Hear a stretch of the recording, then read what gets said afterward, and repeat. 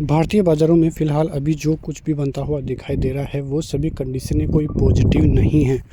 जो भी कंडीशंस बनती हुई दिखाई दे रही है वो नेगेटिव कंडीशन ही है, क्योंकि भारतीय बाज़ार अभी तक फ़िलहाल बॉटम के लगभग ही ट्रेड करते हुए आपको दिखाई दे रहे होंगे।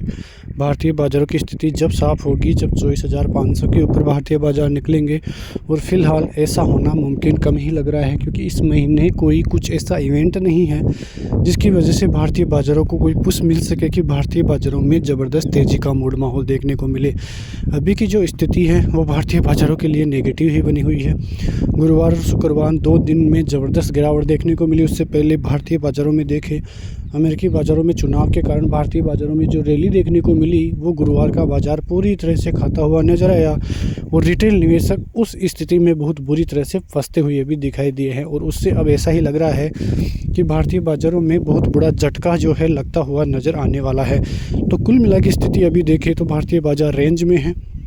नीचे की तरफ 24,000, ऊपर की तरफ 24,500।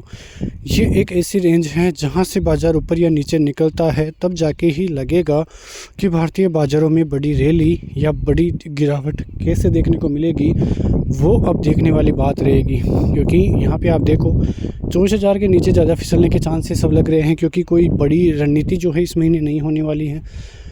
12 तारीख को इन्फ्लेशन के नतीजे भारतीय बाज़ारों के हैं, 13 तारीख को अमेरिकी बाज़ारों के इन्फ्लेशन के आंकड़े हैं, तो उसकी वजह से भारतीय बाज़ारों में थोड़ा बहुत फ़र्क पड़ेगा। लेकिन सबसे बड़ा जो कारण रहेगा वो रहेगा महाराष्ट्र के चुनाव, क्योंकि महाराष्ट्र में चुनाव होने हैं, और यदि भारतीय जनता पार्टी की जीत होती है और अच्छी खासी जीत होती है तो आप मानना कि फिर एक बड़ी रैली के चांसेस भारतीय बाज़ारों से होते हुए नज़र आ सकते हैं। लेकिन फ़िलहाल ऐसे चांसेस तो नहीं लग रहे हैं, और भारतीय बाज़ार एक रेंज में ही जो है उलझते हुए दिखाई दे रहे हैं। अब वो रेंज से कब भारतीय बाज़ार निकलेगा वो अब देखने वाली बात रहेगी, क्योंकि यदि बाज़ार रेंज से निकलता है तब जाके ही लगेगा कि कोई बड़ी रैली भारतीय बाज़ारों की तरफ से देखने को मिलेगी।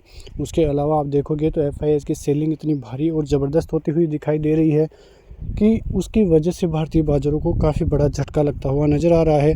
और वो झटका भारतीय बाज़ारों में कितना बढ़ता हुआ नज़र आएगा वो एक बड़ी कहानी रहेगी, क्योंकि लगातार भारतीय बाज़ारों में ऐसी ही सेलिंग देखने को मिल रही है, और ये सेलिंग और भी बढ़ती हुई ही नज़र आ रही है। अक्टूबर के महीने में लगभग आप देखोगे तो 16 लाख करोड़ से भी ज़्यादा की सेलिंग देखने को मिली है, और नवंबर का महीना भी अब लगभग ऐसे ही होता हुआ नज़र आ रहा है, क्योंकि अभी तक आप देखोगे तो लगभग 25 से 30 हज़ार करोड़ की सेलिंग FIIs की तरफ से की जा चुकी है, और आगे ये आंकड़ा और बढ़ता हुआ नज़र आ रहा है। और यदि ऐसे ही आंकड़ा बढ़ता रहा तो नवंबर का महीना भी भारतीय बाज़ारों के लिए सबसे नेगेटिव महीना होता हुआ नज़र आ सकता है।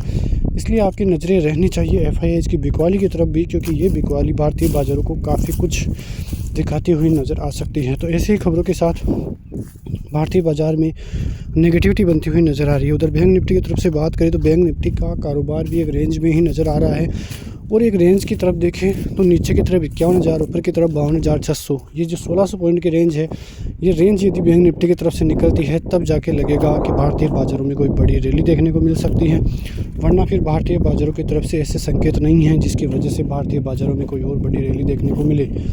तो ऐसी खबरों के साथ बने रहिए हमारे साथ, तब तक के लिए नमस्कार। जय हिंद, जय भारत, वंदे मातरम।